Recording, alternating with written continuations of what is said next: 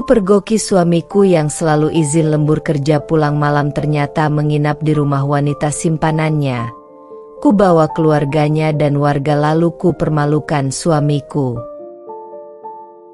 Assalamualaikum warahmatullahi wabarakatuh. Selamat datang di LA Stories. Di balik senyuman ada air mata yang tak terlihat. Di balik tawa, ada kisah yang tak pernah diceritakan. Ini adalah LA Stories, tempat di mana kisah nyata jadi pelajaran, dan luka hati jadi kekuatan. Setiap cerita di sini bukan sekadar drama, tapi potongan hidup yang bisa jadi cermin untuk kita semua. Siapkan hatimu, karena apa yang kamu dengar bisa mengubah cara pandangmu selamanya. Ini bukan sekadar cerita. Ini adalah kenyataan yang belum tentu sanggup kamu jalani. Selama bertahun-tahun, Anjani menjalani peran sebagai istri setia yang menunggu suaminya, Bram, pulang larut malam dengan alasan lembur. Namun, satu malam yang mencurigakan mengubah segalanya. Hati seorang istri tak bisa dibohongi. Anjani menyusun strategi, mengintai, dan akhirnya memergoki suaminya tidur di rumah wanita simpanannya. Tak cukup sampai di situ, Anjani membawa keluarganya, mertua, bahkan warga sekitar untuk menyaksikan langsung kebusukan yang selama ini tersembunyi. Di depan banyak mata, topeng sang suami tercabik, reputasinya hancur, dan Anjani berdiri tegak dalam kemenangan. Ini adalah kisah seorang istri yang menolak diam, menolak diinjak, dan memilih membalas dengan harga diri dan keberanian. Like cerita ini sebagai tanda bahwa kamu mendukung perempuan yang memilih untuk melawan ketidakadilan. Komen di bawah dan bagikan kisahmu, karena setiap suara kita berharga. Dan kamu tidak sendiri. Subscribe agar kamu tidak ketinggalan babak-babak kehidupan lainnya. Karena perjuangan tidak berhenti di satu titik, tapi terus berlanjut bersama. Sebelum masuk ke ceritanya, jangan lupa absen dulu Bunda. Bunda semuanya dari daerah mana saja. Dan bagi yang sudah subscriber semoga rezekinya lancar. Malam ke-42, dan suamiku, Bram, kembali pulang lewat tengah malam. Anjani memandang jam dinding di ruang tengah yang berdetak dengan nyaring. Sudah pukul 00.47. Hening. Tak ada suara motor. Tak ada ketukan pintu. Hanya keheningan yang semakin menusuk. Seperti sembilu yang setiap malam menorehkan luka halus yang tak kasat mata tapi terasa nyata di dada. Lembur lagi, Mas, katanya tadi sore saat berpamitan sambil mencium keningku sekilas. Seperti formalitas yang tak lagi punya rasa. Dulu, ciuman itu selalu membuatku tersenyum kecil. Kini, kering, kosong. Aku duduk di sudut ruang tamu dengan tangan menggenggam gelas teh yang sudah dingin sejak 2 jam lalu. Mataku tak lepas dari layar ponsel. Tidak ada pesan. Tidak ada telepon. Hanya status WhatsApp Bram yang terakhir online pukul 18.23. Setelah itu, hening. Lagi. Selalu begitu. Sudah berbulan-bulan. Dan aku, wanita paling sabar di dunia, seolah sedang diuji batas kesabaran yang bahkan tak bisa lagi kupahami logikanya. Dulu, aku akan menelepon Bram kalau dia terlambat. Sekarang, sudah bosan. Percuma. Dia akan bilang, lagi rapat, atau lagi isi BBM, atau lagi antar bos. Alasannya begitu sempurna, bahkan terlalu sempurna hingga membuatku justru curiga. Aku bukan wanita bodoh. Aku hanya terlalu mencintainya. Hingga buta. Dulu kupikir itulah cinta. Memaafkan dan mengerti. Tapi kini, hatiku menjerit. Sesuatu di dalam diriku menolak untuk terus diam. Ada yang berubah dari Bram. Dari cara dia menatapku, dari sentuhannya yang semakin jarang, dari tawa yang sudah lama tidak kudengar, dari bau tubuhnya yang kini tak asing, karena bukan bau tubuhku. Bau parfum wanita lain, entah siapa. Ringan, manis, menggoda. Bukan aroma sabun mandi hotel murah. Ini aroma mewah. Aku hafal semua koleksi parfumku. Dan yang ini bukan milikku. Aku bangkit dari kursi, menatap bingkai foto kami berdua yang tergantung di dinding. Foto saat pernikahan. Aku mengenakan kebaya putih. Wajahku penuh harap. Bram tersenyum di sampingku. Seperti lelaki paling bahagia sedunia. Kupandangi wajah itu, dan aku merasa sedang menatap orang asing. Apakah lelaki di foto ini masih sama dengan Bram yang kini pulang tengah malam hampir setiap hari? Ataukah sudah jadi monster berwajah lembut yang menyimpan dosa yang tak ingin diakuinya? Malam itu aku tak bisa tidur. Kuambil buku catatan kecil. Kutulis tanggal dan jam Bram pulang selama sebulan terakhir. Lalu kutandai hari-hari dia menghindari makan malam. Hari-hari dia menyimpan baju kerja di mobil. Hari-hari dia lupa mencium anak sebelum berangkat. Polanya jelas. Dan polaku juga mulai terbentuk. Aku mencurigai. Aku menyimpan bukti. Aku mulai mengumpulkan luka. Mengarsipkan pengkhianatan dalam diam. Aku bukan detektif, tapi aku wanita. Dan intuisi seorang istri yang mencium bau dusta adalah sesuatu yang tak pernah salah. Sekitar pukul 1.12 dini hari, suara motor masuk halaman. Akhirnya, aku menahan napas, tak segera bangkit, pura-pura tidur. Itu taktikku. Aku ingin tahu bagaimana dia masuk. Dengan langkah ringan penuh rasa bersalah atau santai seperti tak terjadi apa-apa. Kunci diputar perlahan. Pintu dibuka pelan. Langkah kaki pelan menyelinap masuk. Aku bisa dengar desahan lelah palsunya. Suara jaket ditaruh. Lalu suara kunci motor disimpan di tempat biasa. Semuanya serba hati-hati. Terlalu hati-hati. Aku menahan diri agar tidak langsung mengonfrontasi. Belum. Ini belum saatnya.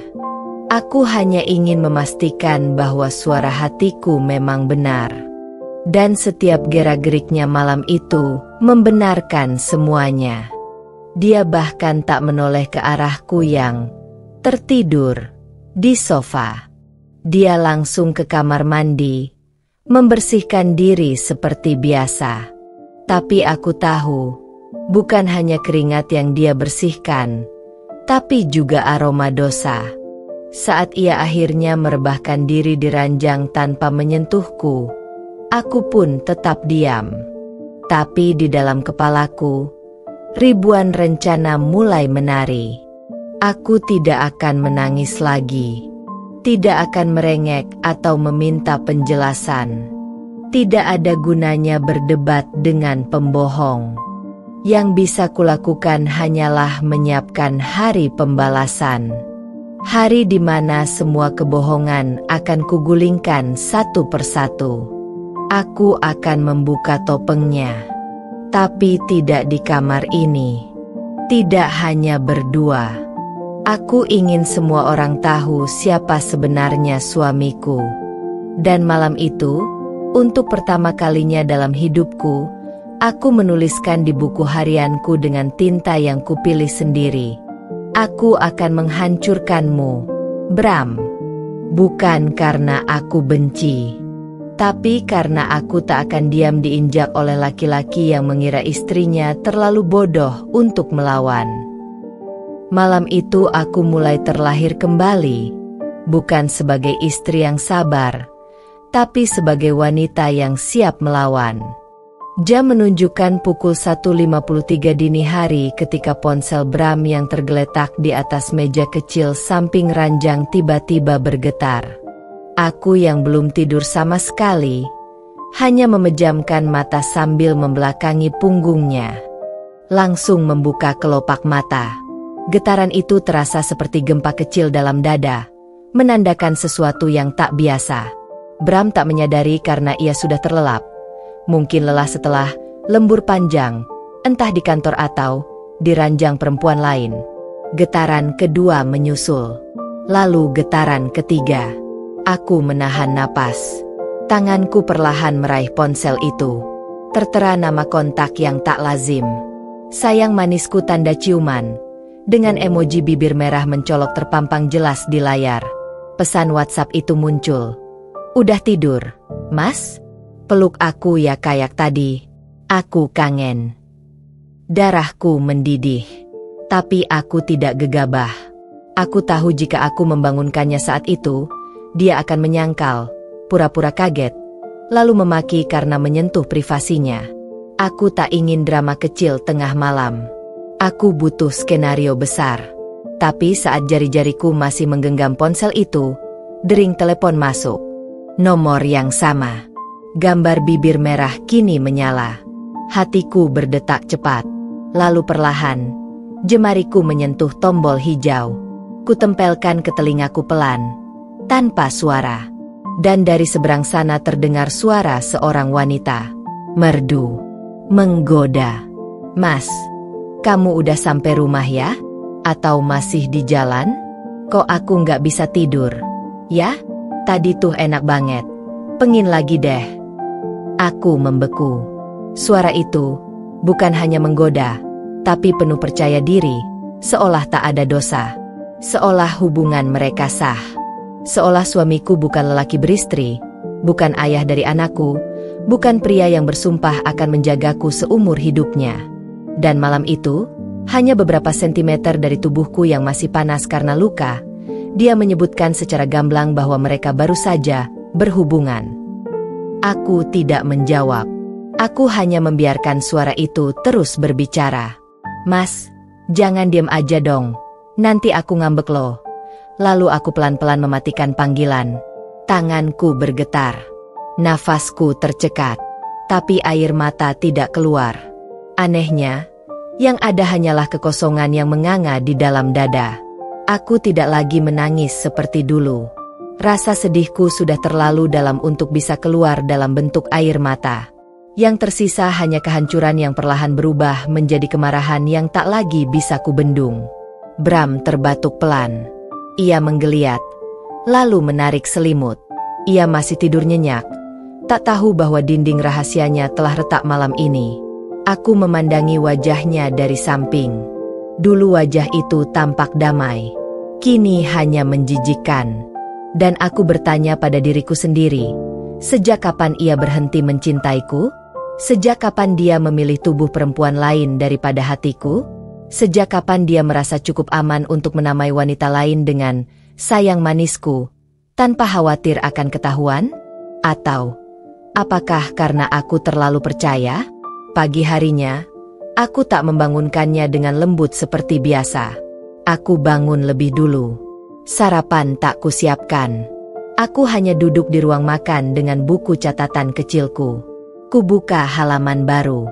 Kutulis dengan pena biru. Tanggal 12 Mei. Jam 1.53. Panggilan masuk dari sayang manisku tanda ciuman. Isi pesan, tadi tuh enak banget. Pengin lagi deh. Bukti direkam suara. Ya. Aku sempat menyalakan fitur perekam suara. Bukan sekadar ingin tahu, tapi ingin mengabadikan semua bukti yang bisa kutunjukkan nanti. Ini bukan lagi tentang cinta. Ini soal harga diri. Saat Bram bangun, ia melenggang ke kamar mandi tanpa berkata sepatah kata pun. Mungkin terbiasa bahwa rumah ini tetap berfungsi meski hatinya sudah tidak tinggal di sini. Tapi pagi itu aku tak membuatkan kopi, tak menyuguhkan sarapan, tak bertanya, "Hari ini lembur lagi, Mas?" Dan saat ia menyadarinya, ia melirikku sejenak, mungkin heran. Tapi aku hanya tersenyum tipis. Senyum paling dingin yang pernah ku keluarkan. "Anjani, kamu kenapa? Sakit?" Aku menggeleng pelan. "Enggak, sehat banget. Lagi semangat nulis jurnal pribadi." Jurnal. Catatan hidup. Dia hanya mengangguk. Tak curiga. Mungkin dia pikir aku sedang bosan dan ingin menulis curhatan ala ibu rumah tangga. Tapi ia tak tahu, aku sedang menulis naskah penghabisan untuk pernikahan ini. Aku sedang menyusun kisah pengkhianatan yang akan kuperlihatkan pada semua orang, termasuk pada wajahnya sendiri. Bram berangkat kerja jam 8.12. Seperti biasa, dengan jaket, tas ransel hitam, dan helm kesayangan. Tapi aku tahu kemana arah tujuannya. Bukan langsung ke kantor. Bukan juga ke proyek. Melainkan ke rumah wanita yang semalam menggumamkan kenangan tubuhnya di telingaku. Hari itu aku membuat keputusan besar. Aku akan menyewa jasa pelacak. Aku akan pasang kamera di mobilnya. Aku akan mengikutinya diam-diam. Tapi bukan hanya untuk tahu. Aku ingin menjadikannya tontonan. Aku ingin membuatnya malu. Aku ingin semua orang yang dulu menganggapku istri sempurna dari suami setia itu tahu bahwa yang kusebut suami adalah sampah beraroma parfum mahal. Tak ada kebetulan dalam pengkhianatan. Yang ada hanya kelalaian seorang pembohong yang terlalu percaya diri bahwa ia tidak akan pernah ketahuan. Dan suamiku, Bram, perlahan mulai menunjukkan sisi ceroboh dari kebohongannya. Sejak malam telepon gelap itu, aku tak lagi sekadar menaruh curiga. Aku menyusun rencana.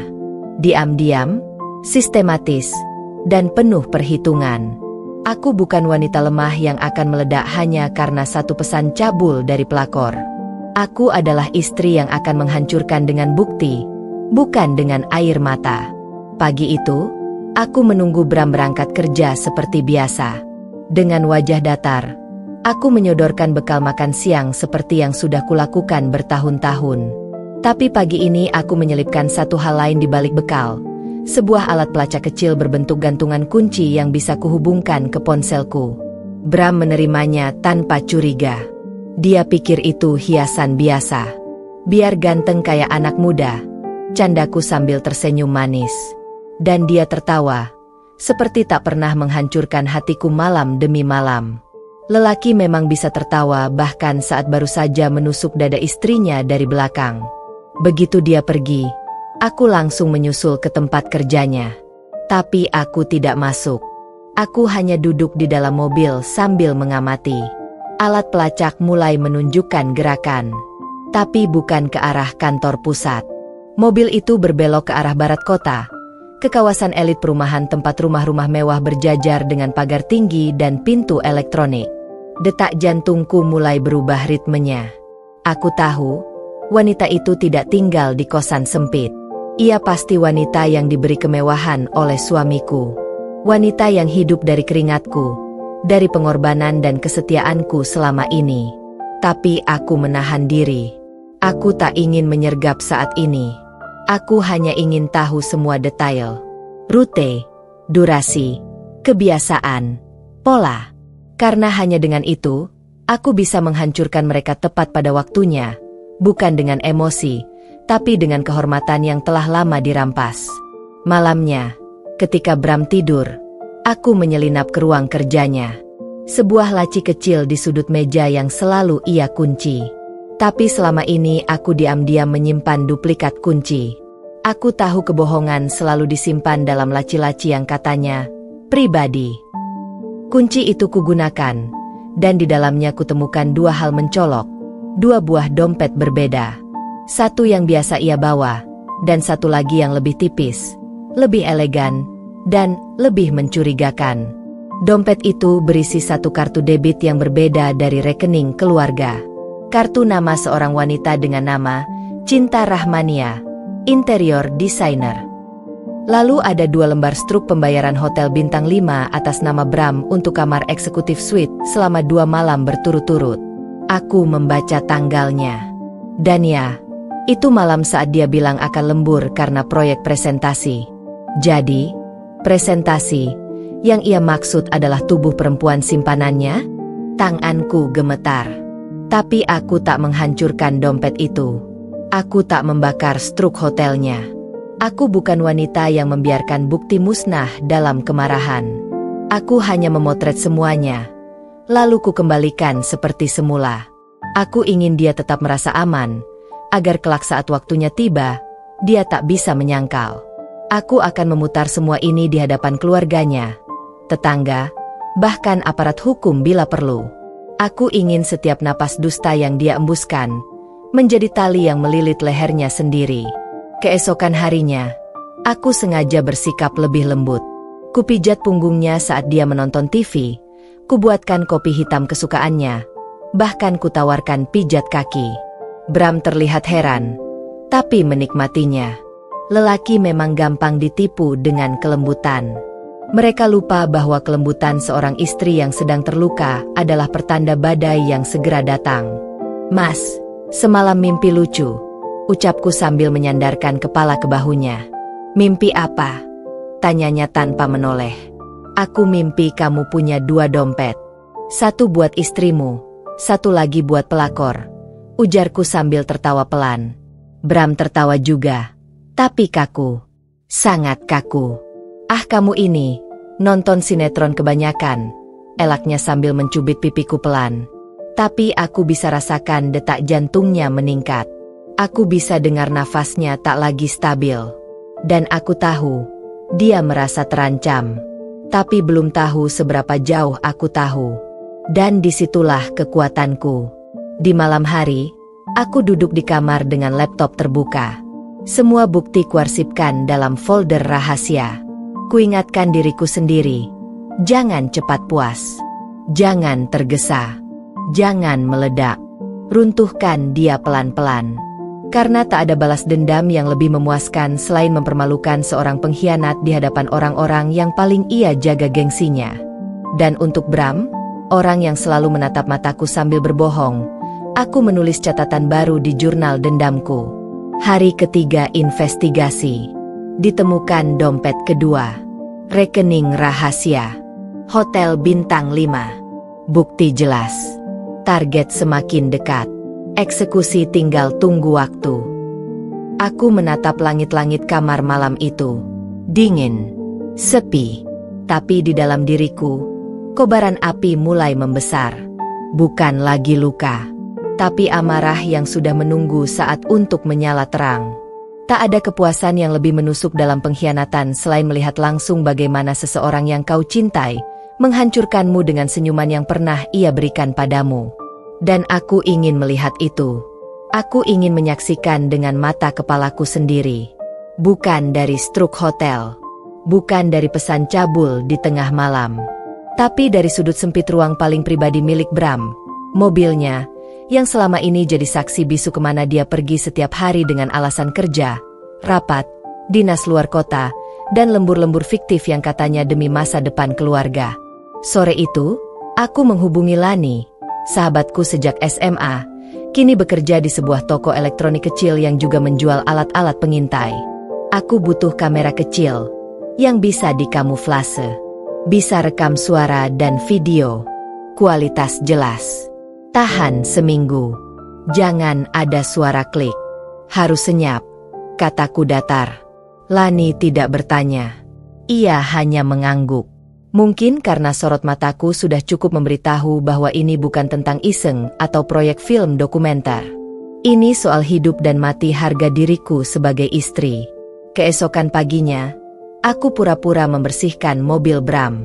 Sejak menikah, dia selalu membiarkanku mengatur bagian dalam mobil. Dia tidak pernah curiga karena sudah percaya aku hanya istri rumah tangga biasa, yang tak akan mungkin punya ide cerdas macam ini. Saat dia mandi, aku membuka dashboard mobil, menyelipkan kamera mikro di sudut ventilasi. Lensa tertutup plastik tipis warna senada. Tak akan terlihat kecuali kau tahu benar di mana mencarinya. Mikrofone kecil kutaruh di bawah jok depan. Aku sambungkan semua ke aplikasiku lewat sinyal jarak jauh. Tak sampai 30 menit, perangkap sudah siap. Dan aku menyambutnya dengan senyuman saat dia keluar dari rumah. Mobilnya udah kinclong. Mas, hati-hati ya di jalan. Lemburnya jangan terlalu malam. Ucapku, manis. Iya, sayang, makasih ya. Katanya sambil mencium pipiku dengan bibir yang sama yang mungkin semalam menempel di leher perempuan lain. Aku tak menjauh. Aku bahkan membalas ciumannya. Karena aku ingin dia tetap tenang. Biarkan sang ular merasa aman di dalam sarangnya.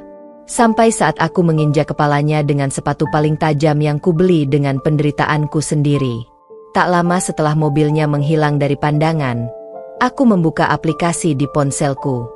Layar menunjukkan kamera mulai aktif. Gambar pertama, Bram duduk di belakang kemudi, menghidupkan mesin, bersiul kecil. Aku menyaksikan dari layar betapa santainya dia. Lalu satu hal menarik terjadi. Sebelum dia keluar kompleks perumahan, dia mematikan ponsel pribadinya. Mataku menyipit. Jadi itu triknya? Ponsel utama dimatikan, mungkin agar aku tidak bisa menghubunginya. Dan dia mengganti komunikasi lewat ponsel satunya yang tak pernah ia perlihatkan. Sepanjang perjalanan, dia bersenandung. Lagu romantis. Sial. Bahkan selera musiknya berubah. Bukan lagi lagu-lagu tua yang biasa dia dengarkan bersama anak-anak. Ini lagu cinta masa kini.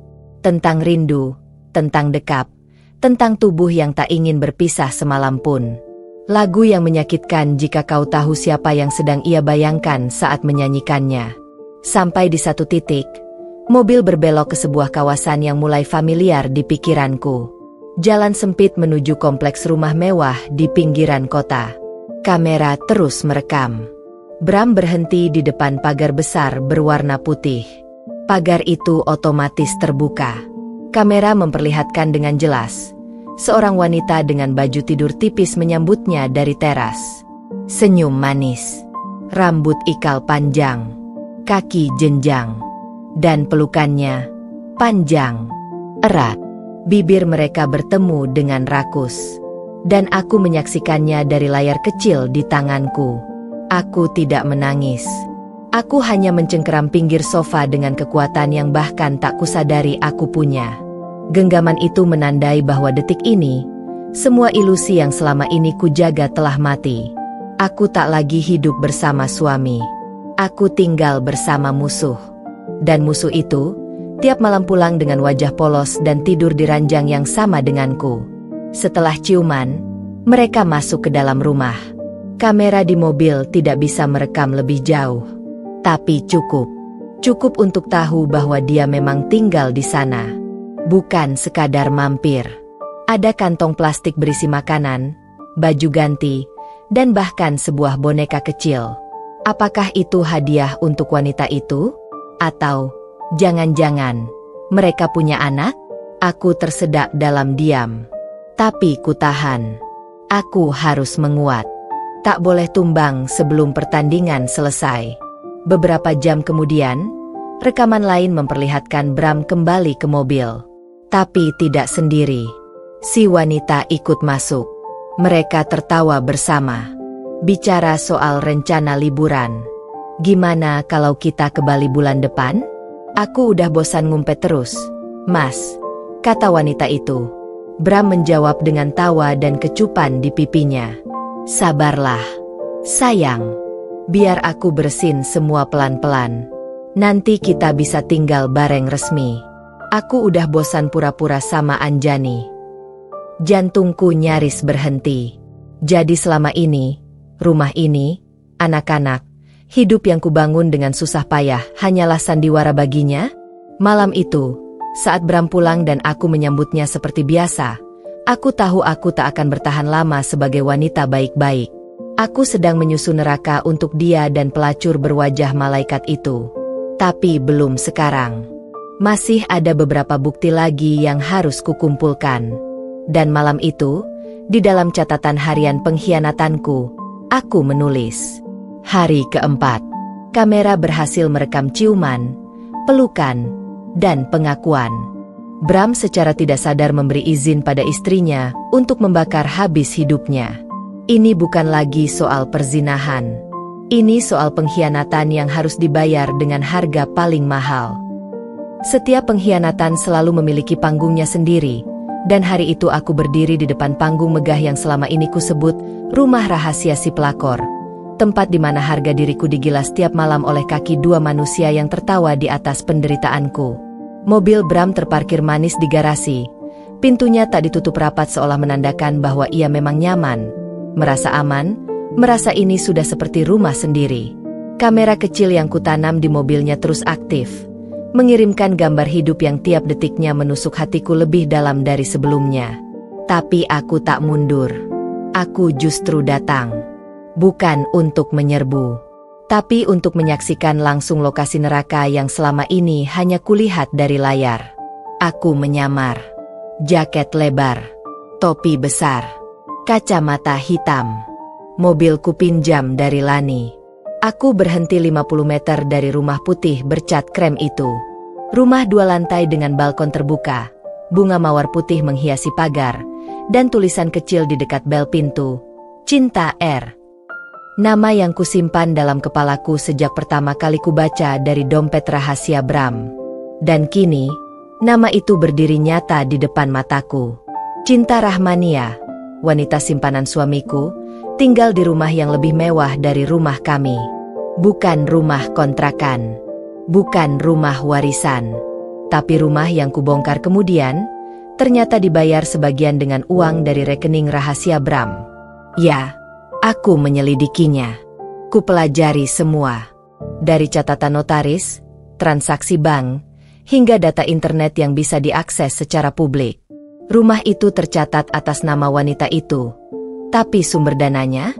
Sebagian besar transfer rutin dari rekening Bram dalam 2 tahun terakhir. 2 tahun. Bukan 2 minggu. Bukan 2 bulan. Aku menatap rumah itu dengan dada bergemuruh. Jadi selama aku merayakan ulang tahun pernikahan sendirian, menangisi ulang tahun anak yang ayahnya lupa karena katanya sedang dinas keluar kota, dia ternyata sedang memeluk wanita ini di dalam rumah ini, di kamar tidur ini, mungkin sambil menertawakan betapa bodohnya aku menunggu. Aku mengamati rumah itu dari balik semak kecil. Lalu aku melihatnya keluar. Cinta. Tinggi semampai, dengan baju tidur berbahan satin yang bahkan lebih mahal dari 1 bulan gajiku. Rambut panjangnya terurai, wajahnya berseri-seri seperti wanita yang hidup tanpa beban. Di tangannya ada nampan berisi 2 cangkir kopi. Dia tertawa sambil berkata, "Mas, kamu tuh lucu banget deh." Lalu dari dalam rumah, muncul Bram. Dengan celana pendek, kaos oblong. Rambut masih acak-acakan, tanda mereka baru saja ya. Aku tak ingin menyelesaikan imajinasi menjijikan itu. Mereka duduk di teras, saling menyuapi roti, saling menyentuh pipi. Lalu tertawa kecil seolah hidup mereka sempurna. Dan yang paling menyakitkan, ketika Bram berkata, "Cinta, aku janji akan segera selesaikan semuanya." Anjani itu udah nggak bisa bikin aku nyaman. Dia terlalu monoton. Aku nggak cinta dia lagi. Aku cuma kasihan aja. Aku mengepalkan tangan. Monoton? Kasihan? Aku yang selama ini membersihkan rumahmu, mencuci bajumu, menahan sakit demi melahirkan anak-anakmu, menjadi tiang penopang saat kau bangkrut dulu, disebut monoton? Disamakan dengan kasihan? Aku menunduk, menahan napas yang terasa membakar dada. Tapi aku tak boleh bertindak gegabah. Ini belum waktunya. Aku ingin lebih dari sekadar melihat mereka. Aku ingin semua orang melihat. Aku ingin saat waktunya tiba, mereka tak hanya dipermalukan, tapi dikuliti habis hingga tak bisa lagi menyebut namaku tanpa rasa malu dan takut. Setelah cukup lama mengamati, aku pulang. Tapi sebelum itu, aku memotret rumah itu dari beberapa sudut. Foto pagar, foto plat nomor, foto wajah mereka dari kejauhan. Semua akan jadi bahan presentasi dalam panggung besar yang sedang kurancang. Dan satu hal lagi yang kutemukan di perjalanan pulang, ternyata rumah itu berada di lingkungan perumahan padat warga sosialita. Ibu-ibu kompleks yang senang bergosip. Satu video saja bisa jadi berita nasional. Dan aku berencana memakai itu. Aku ingin wajah mereka berdua masuk televisi, bukan sebagai pasangan bahagia, tapi sebagai pelaku perzinaan yang dihukum oleh tumpukan aib yang mereka bangun sendiri. Malam harinya, saat Bram pulang dan mengaku kelelahan karena lembur proyek, aku mengangguk dan tersenyum sambil menyajikan makan malam. "Mas, jangan kerja keras banget ya, nanti sakit," ucapku lembut. Dan dia mengangguk, lalu menyantap makanannya seperti tak terjadi apa-apa. Dia lupa bahwa aku pernah memeluknya sambil berkata aku hafal napasnya. Dan kini, napasnya tak lagi jujur. Dan aku sudah tahu semuanya. Setelah dia tidur, aku kembali ke laptopku. Aku susun folder baru. Rumah pelakor bukti visual. Kuformat dengan subfolder. Foto pintu masuk. Foto wajah Cinta. Video Bram bersama Cinta. Bukti transfer rekening. Transkrip suara pengakuan. Lalu aku menulis di catatan rahasia harian pengkhianatanku. Hari kelima. Target lokasi telah ditemukan. Subjek telah terekam secara visual dan verbal. Status, tahap pengumpulan saksi. Aku menutup laptop, lalu menatap suamiku yang tidur nyenyak di sebelahku. Aku mendekatkan wajahku ke telinganya dan berbisik lirih. "Tidurlah, Bram. Karena sebentar lagi, semua orang akan melihat siapa kamu sebenarnya." Aku pikir aku sudah cukup kuat. Aku pikir aku bisa menahan semuanya. Tapi hari itu, aku benar-benar ingin meraung sekeras-kerasnya di tengah jalan. Ingin kubenturkan kepalaku ke aspal dan menghapus semua ingatan tentang laki-laki yang selama ini kusebut suami. Luka pertama tak datang dari fisik, tapi dari pengkhianatan yang ditertawakan di depan mataku. Pagi itu, aku tak punya rencana. Aku hanya ingin memastikan. Tapi semesta punya cara lain. Aku melangkah pelan-pelan menyusuri gang kecil menuju rumah itu lagi, dengan jantung yang berdetak tak karuan, seperti genderang perang dalam dada. Tanganku gemetar, langkahku kaku, tapi aku terus berjalan. Sampai aku melihatnya. Di teras rumah si pelakor, si Cinta. Duduk santai, mengenakan daster pink dengan rambut dikuncir seadanya. Tapi bukan itu yang menusukku. Bukan juga senyumnya yang membuat darahku mendidih. Tapi bocah kecil berusia sekitar 5 tahun yang duduk di pangkuannya, memanggil seseorang dari dalam rumah. "Ayah, ayah, ayo sarapan dulu. Bunda bikinin bubur." Dan dari dalam rumah itu, muncullah Bram, suamiku. Laki-laki yang memberiku 2 anak. Laki-laki yang dulu memelukku sambil berjanji akan mencintaiku sampai mati. Dia keluar dari dalam rumah itu dengan santai, mengenakan sarung dan kaos lusuh yang dulu sering kupakai di rumah. Dia duduk di sebelah wanita itu, mencium ubun-ubun anak kecil itu, lalu berkata, "Makannya yang banyak ya, biar jadi anak pintar kayak ayah." Duniaku runtuh.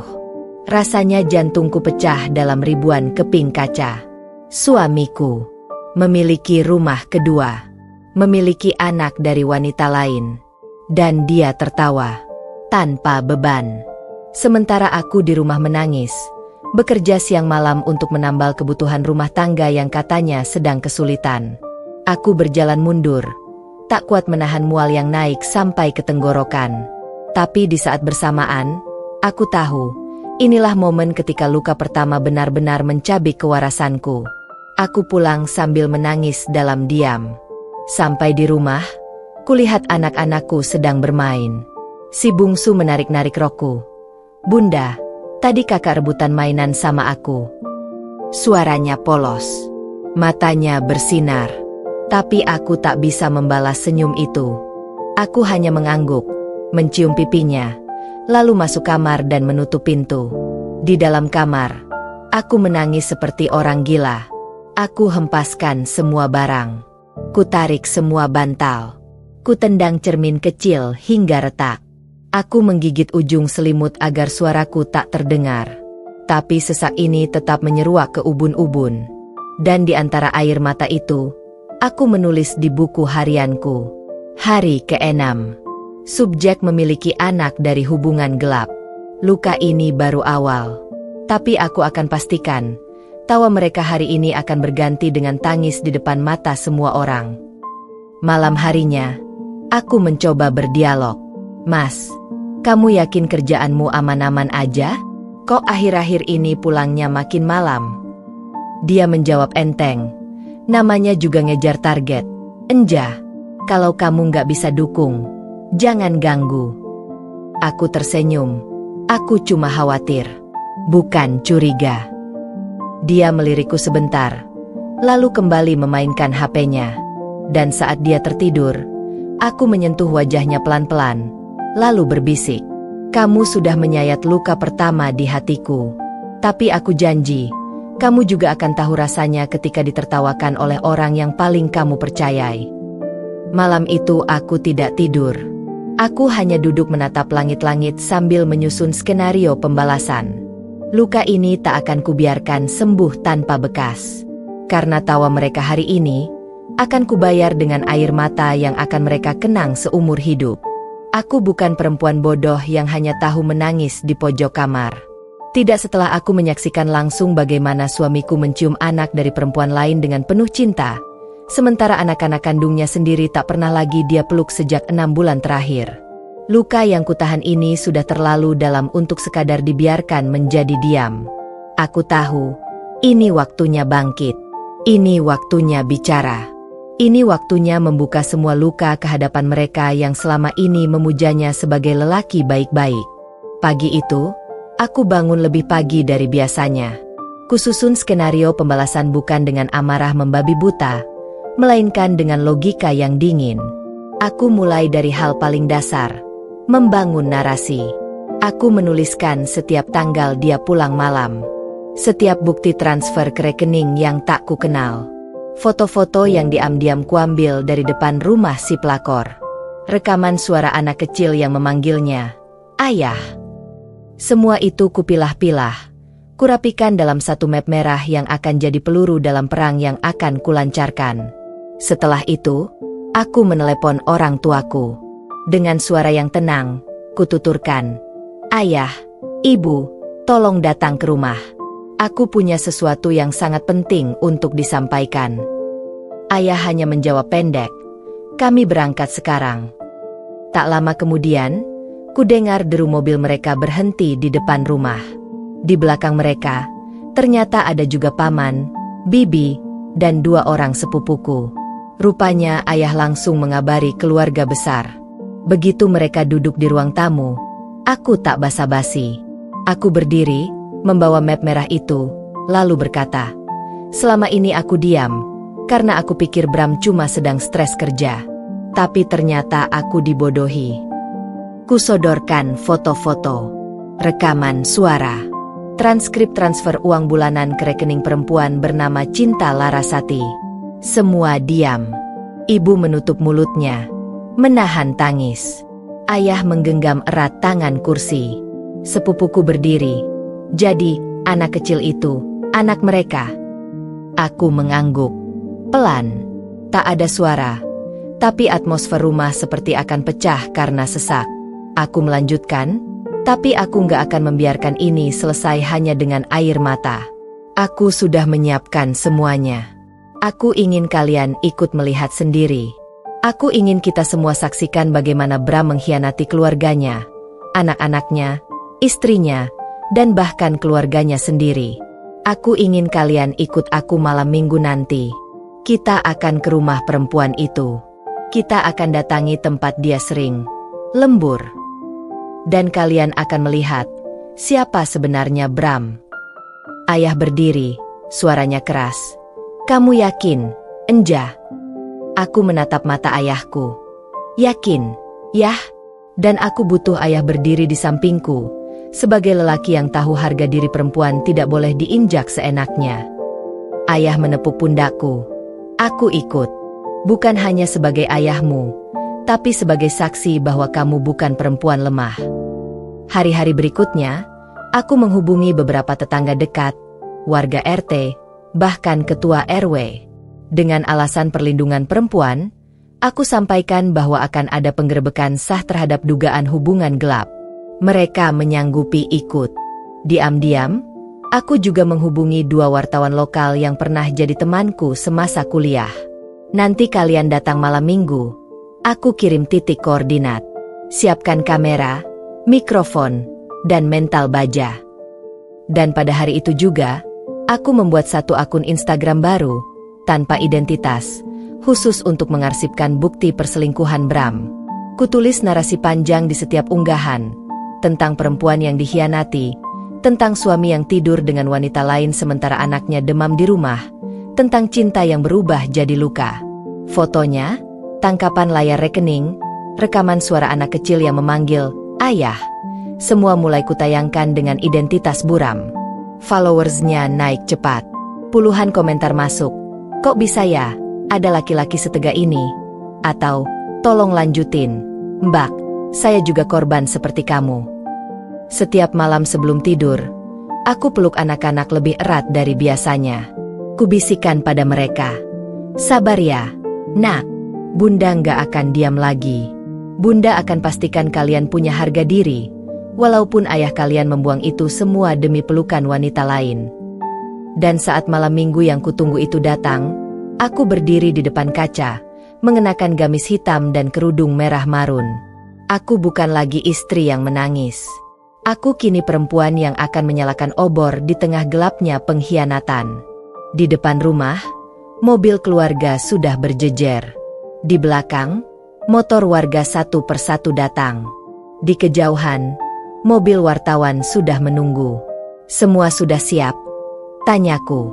Ayah mengangguk. "Kalau begitu, mari kita bongkar kebusukan ini di hadapan semua orang."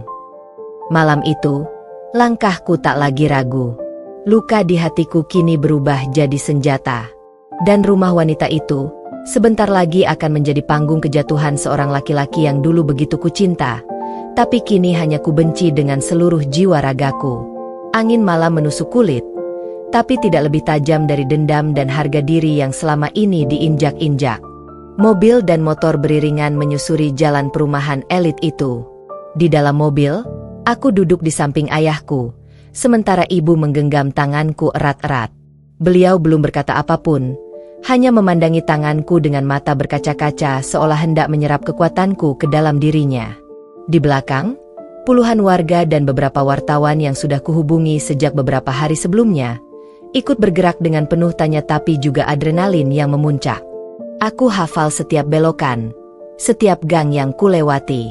Ini bukan pertama kalinya aku ke rumah itu, tapi malam ini berbeda. Aku tak lagi datang sendiri sebagai istri yang diam-diam mengintip, melainkan sebagai perempuan yang datang bersama rombongan saksi untuk mengungkap kebenaran di balik wajah pura-pura suamiku. Dan ketika mobil kami berhenti tepat di depan rumah 2 lantai bercat putih itu, detak jantungku mendadak sunyi, seperti bumi ikut menahan napas menanti ledakan yang akan terjadi. Aku turun pertama. Langkahku mantap. Di belakangku, ayah berdiri gagah, dengan ekspresi dingin seperti hendak memimpin mediasi besar antar 2 negara. Ketua RT berdiri di sampingku. 2 wartawan mengangkat kamera mereka, mulai merekam detik demi detik. Warga berdiri di pinggir jalan, hening tapi waspada. Beberapa bahkan sudah menyiapkan ponsel untuk merekam. Rumah itu terang. Lampu teras menyala. Dan yang paling menyakitkan adalah, dari balik tirai jendela, aku melihat siluet Bram yang sedang tertawa sambil menggendong anak kecil. Anak itu bukan anakku.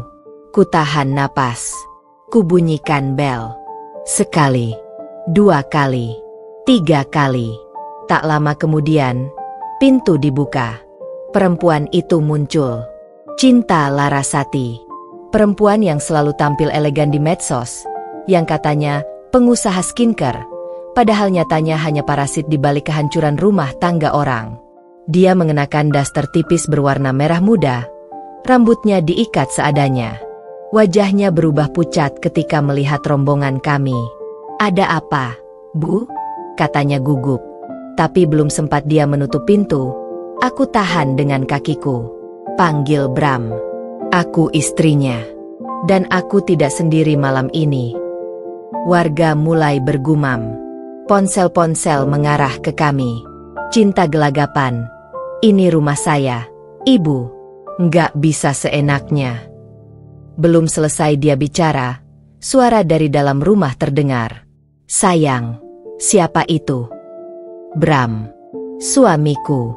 Lelaki itu muncul dari balik ruang tengah sambil masih menggendong bocah laki-laki berusia sekitar 4 tahun. Wajahnya yang semula santai langsung berubah seperti melihat hantu. Mulutnya terbuka. Matanya membelalak. Kakinya goyah. Anak di gendongannya menangis.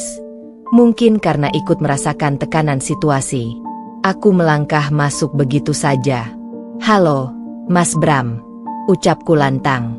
"Aku hanya ingin memperkenalkan tamu-tamuku malam ini. Ini ayah dan ibu kandungmu. Ini keluarga besarku. Ini ketua RT dan beberapa tetangga yang sering kamu abaikan. Dan ini," aku menoleh ke kamera wartawan, "rekaman sejarah kebohongan dan penghinaanmu terhadap keluargamu sendiri." "Nah, Nadja, kamu ngapain bawa orang-orang ini?" katanya panik, menurunkan anak itu ke lantai. Aku tak menjawab, hanya mengeluarkan map merah dari tasku. "Saya punya semua bukti, Mas. Semua. Bukti transfer ke rekening Cinta Larasati, foto-foto kamu mencium perempuan ini, bahkan rekaman suara anak ini memanggilmu Ayah. Dan jangan coba-coba menyangkal, karena semua saksi hidup sudah di sini. Termasuk tetangga di sini yang tahu kamu sering menginap." Cinta mulai gemetar. "Bu Nadja, kita bisa bicarakan ini baik-baik. Di belakang." "Ya, Bu. Jangan seperti ini." Aku menatapnya tajam. "Kau pikir aku akan biarkan kau merusak keluargaku diam-diam lalu kabur saat terbongkar? Tidak. Ini bukan sekadar urusan dua perempuan. Ini soal prinsip dan kehormatan. Aku datang bukan hanya sebagai istri, tapi sebagai perempuan yang berhak membela dirinya." Bram mencoba bicara, tapi suaranya tenggelam oleh desahan penonton yang makin banyak. Wartawan sudah mulai melempar pertanyaan seperti peluru. "Bapak, benar Anda tinggal di sini bersama wanita lain padahal masih menikah sah? Apa hubungan Anda dengan anak ini? Istri sah Anda menyatakan akan menuntut secara pidana. Apa tanggapan Anda?" Wajah Bram pucat. Dia mundur 2 langkah. Tak bisa berkata apapun. Saat itulah ayahku berdiri di sampingku, mengangkat map merah itu, dan berkata dengan suara menggetarkan, "Kami menyaksikan sendiri bagaimana anak kami dihina dan dikhianati. Kami akan menempuh jalur hukum. Tidak hanya pidana perzinahan, tapi juga gugatan ganti rugi moral atas kehancuran yang ditimbulkan." Warga mulai berteriak, "Hukum aja, Bu. Laki-laki kayak gitu nggak pantas." Beberapa wanita menangis, entah karena empati atau merasa terwakili. Bahkan ketua RT sendiri terlihat mengepalkan tangan. "Kami tidak bisa menoleransi tindakan amoral seperti ini di wilayah kami. Kami akan mengadakan rapat khusus untuk memutuskan sanksi sosial terhadap penghuni rumah ini." Cinta sudah terduduk di lantai, menangis histeris. Bram menunduk, tak berani menatap siapapun. Saat itu, aku mendekatinya, dan berkata pelan, tepat di telinganya, "Dulu aku selalu pulang lebih dulu hanya untuk menyiapkan makanmu. Hari ini aku pulang terakhir, bukan karena aku lemah, tapi karena aku harus memastikan kamu melihat sendiri kehancuran yang kamu tanam." Lalu aku berdiri, mengangkat wajah ke kamera, dan berkata lantang, "Untuk semua perempuan yang disakiti diam-diam, ini bukan saatnya menangis. Ini saatnya melawan. Jangan biarkan kejahatan mereka terkubur di balik lembur palsu dan alasan basi. Kita bukan korban. Kita pendobrak." Suara tepuk tangan meletus. Suara klakson mobil terdengar bersahutan. Malam itu, Di depan rumah wanita yang merampas kebahagiaanku, aku mengembalikan semua luka dalam bentuk yang paling telak. Aku bukan hanya istri yang dikhianati. Aku adalah perempuan yang berdiri di tengah kerumunan, membuktikan bahwa kebenaran yang disuarakan dengan keberanian tak akan pernah bisa dibungkam. Pagi setelah kejadian itu, rumahku dipenuhi aroma pengkhianatan yang sudah lama bersembunyi di balik dinding kesabaran. Aku duduk sendiri di ruang tamu, memeluk bundel kertas di pangkuanku, gugatan cerai yang sudah kusiapkan jauh-jauh hari, tapi baru kali ini terasa begitu pantas, begitu mengakar di dasar luka yang tak bisa lagi kutambal dengan kata-kata sabar. Bram tidak pulang. Setelah kejadian semalam, ia menghilang. Ponselnya mati. Rumah wanita simpanannya ditinggal kosong. Tapi yang tertinggal bukan cuma aib dan video yang sudah menyebar ke seluruh media sosial lokal, melainkan juga remah-remah harga diri yang sudah terlalu lama diinjak. Ibuku menyiapkan sarapan pagi itu, tapi aku tak menyentuhnya. Lidahku seperti kehilangan fungsi. Bukan karena aku lemah, tapi karena pikiranku sedang sibuk menyusun ulang masa depan. Masa depan tanpanya. Jam 9 pagi aku menuju pengadilan agama dengan kepala tegak. Aku membawa semua dokumen, bukti foto, transfer ke rekening Cinta Larasati, surat nikah, fotokopi KTP, serta flash disk berisi rekaman kejadian malam itu. Di sana, aku disambut oleh petugas dengan ramah, tapi aku tahu di balik senyum mereka ada desas-desus. Semua orang tahu aku. Semua orang tahu Bram. Video penggerebekan kami sudah viral. Sudut wajahku dengan sorot mata tajam yang menantang kamera terpampang jelas di berbagai akun gosip dan berita lokal. Aku tidak malu. Malu sudah lewat sejak suamiku memilih tidur di rumah perempuan lain. Petugas memproses berkas dengan cepat. Bu Nadja, sidang pertama akan dijadwalkan pekan depan. Kami akan mengirimkan surat pemanggilan ke alamat suami Anda, ucapnya sambil memberi stempel. Tanganku gemetar saat menerima surat itu. Bukan karena takut, tapi karena lega. Untuk pertama kalinya, aku merasa langkahku nyata. Bukan lagi sekadar air mata yang jatuh di bantal malam-malam, tapi keputusan yang punya kekuatan hukum. Sepulang dari pengadilan, aku tak langsung pulang. Aku menuju kantor. Orang-orang menatapku dengan berbagai ekspresi, heran, kagum, iba, dan bahkan canggung. Tapi aku berjalan lurus. Begitu masuk ruanganku, aku memanggil semua staf perempuanku dan berkata, kalau suatu hari kalian diperlakukan tidak adil, jangan diam. Jangan takut kehilangan suami yang bahkan tidak menghargai kalian. Yang harus kalian pertahankan adalah harga diri, bukan status kosong. Sore harinya, aku menerima kabar dari pengacara keluarga. Bram, rupanya, mengutus pengacaranya untuk mencoba damai. Mereka datang dengan gaya manipulatif yang memuakkan. Kami ingin menyelesaikan perkara ini secara kekeluargaan, ucap pria itu. Mas Bram sangat menyesal dan berharap Bu Nadja bersedia mempertimbangkan ulang. Aku tersenyum kecil. Pertimbangan saya cuma satu, pertanggungjawaban.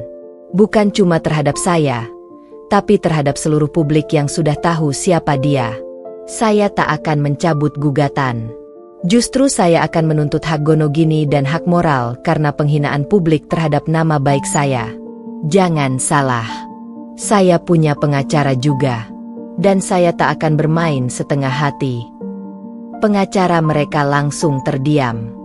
Mungkin tak menyangka bahwa perempuan yang dulu dikenal lemah lembut dan penurut ini sekarang berubah menjadi bara api yang menyala di bawah kendali. Dan hari-hari berikutnya seperti rangkaian klimaks tak berkesudahan. Berita-berita terus bermunculan. Cinta Larasati kehilangan endorsement. Bisnis skincare-nya diboikot. Netizen menggali masa lalunya yang ternyata penuh kasus tipu-tipu reseller. Bram, ia diskors dari pekerjaannya karena reputasi perusahaan tempatnya bekerja juga ikut tercoreng. Manajemen tidak bisa membiarkan publik mengasosiasikan brand mereka dengan pria yang menginap di rumah perempuan lain saat masih berstatus suami orang. Ibunya Bram, yang dulu selalu meremehkanku, menelepon dengan suara parau. Nadja, maafkan Mamah. Mamah nggak pernah tahu anak mamah sampai seperti itu. Aku tak menjawab. Di ujung sana, dia hanya bisa menangis. Dan mungkin untuk pertama kalinya, aku merasakan keadilan berjalan. Bukan dari pengadilan hukum semata, tapi dari semesta yang membalas luka dengan kehancuran pelan-pelan tapi telak. Seminggu setelah pengajuan gugatan, aku menerima surat resmi dari pengadilan tentang jadwal sidang perdana. Aku duduk di ruang kerjaku, membuka surat itu dengan tangan gemetar namun penuh kemenangan. Di luar, hujan turun deras, seolah langit pun sedang membersihkan semua jejak dusta yang sempat tertinggal di langkahku. Aku memejamkan mata, menarik napas panjang, lalu berkata pelan, "Ini baru permulaan." Hari itu langit begitu cerah, tapi dalam dadaku badai berkecamuk tak karuan. Aku berdiri di depan gedung pengadilan agama dengan gaun sederhana berwarna navy, rambutku ikat rapi, sepatu hitam kecil yang membalut langkah penuh keputusan. Di tangan kananku map besar berisi seluruh bukti pengkhianatan Bram, dan di tangan kiriku, cengkeraman kuat doa ibuku yang mengantarku pagi-pagi sebelum aku berangkat ke sini. Aku tidak datang sebagai wanita yang ingin menyelamatkan rumah tangga. Aku datang sebagai wanita yang ingin menyelamatkan harga dirinya. Begitu aku masuk ruang sidang, mataku langsung menangkap sosok Bram yang duduk di kursi tergugat. Dia tampak lebih kurus, kusut, dan tak setegap dulu. Wajahnya lelah, tapi bukan karena merasa bersalah, melainkan karena malu diseret ke ruang yang penuh dengan bukti kebusukannya. Di sebelahnya duduk pengacaranya, pria bertubuh tambun dengan setelan rapi dan wajah sok tenang. Aku tersenyum tipis. Percuma menyewa pengacara mahal kalau klienmu tak bisa menjaga kemaluannya sendiri. Hakim memasuki ruangan. Semua berdiri. Lalu dimulailah sidang pertama yang membuat denyut nadiku berdetak 2 kali lebih cepat. Tapi aku tidak gemetar. Suara hatiku lebih lantang dari palu sidang yang diketuk 3 kali. "Saudari Nadja, Anda mengajukan gugatan cerai dengan alasan adanya perselingkuhan. Apakah Anda membawa bukti?" tanya hakim ketua dengan suara datar. Aku berdiri, lalu menyerahkan seluruh dokumen yang sudah kukumpulkan berbulan-bulan. Bukti transfer ke rekening wanita bernama Cinta Larasati, foto mereka menginap di rumah mewah itu, tangkapan layar chat mesra yang berhasil kudapat dari ponsel suamiku saat dia lengah, dan rekaman video kejadian malam penggerebekan. Semuanya kuperlihatkan di layar sidang. Wajah Bram mulai berubah. Awalnya pucat, lalu merah, lalu menghitam seperti bara yang ditimpa angin. Dia mencoba menyela, tapi hakim menegurnya. "Saudara Bram, diam dulu. Kami sedang memeriksa bukti dari penggugat." Ketika rekaman diputar dan suara Cinta Larasati yang merengek manja terdengar, seisi ruangan seperti ditarik masuk ke drama rumah tanggaku yang selama ini kupendam dalam diam. Detik demi detik, wajah-wajah yang menonton, termasuk hakim-hakim lain dan panitera, terlihat kaku dan canggung. Mereka tahu. Mereka semua tahu inilah bukti telak. Ini bukan sekadar rumor atau cerita dari satu pihak. Ini bukti visual, audit keuangan, rekaman, dan saksi warga. Aku tak ingin menang dengan drama. Aku ingin menang dengan fakta.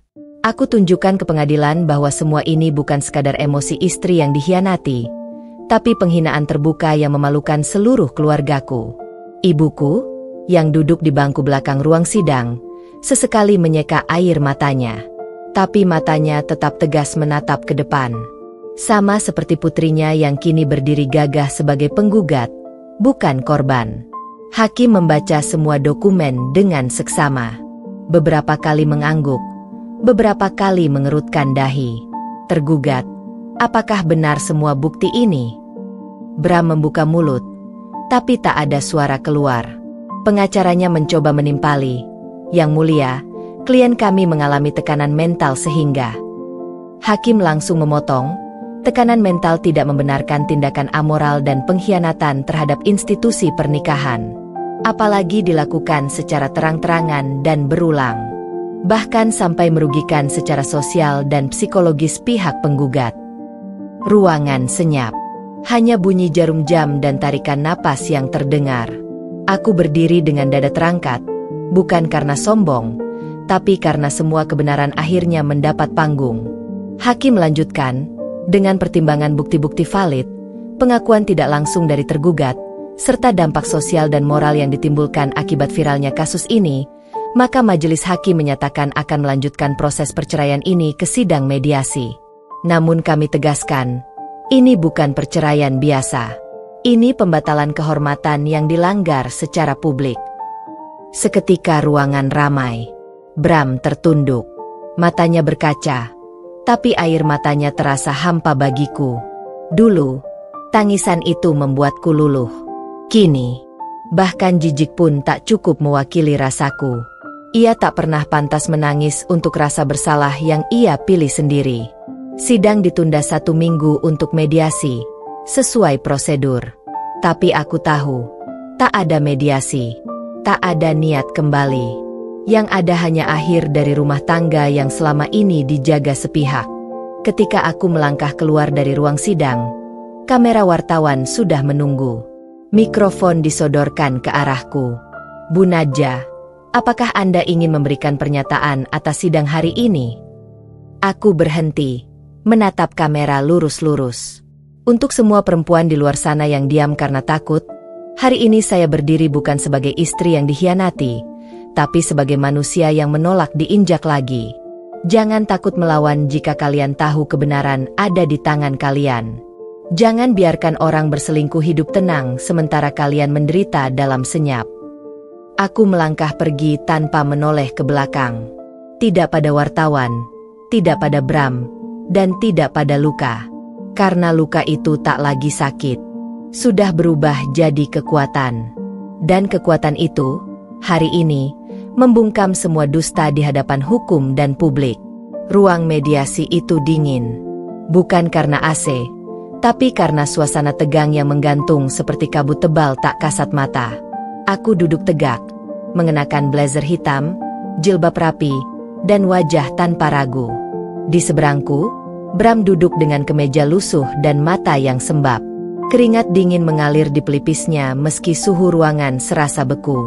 Di antara kami, duduk seorang mediator perempuan berusia sekitar 50-an, membawa map berisi gugatan cerai yang kutandatangani dengan tangan yang dulu pernah gemetar karena cinta, tapi kini mantap karena luka. Silakan, kata mediator, menatap kami bergantian.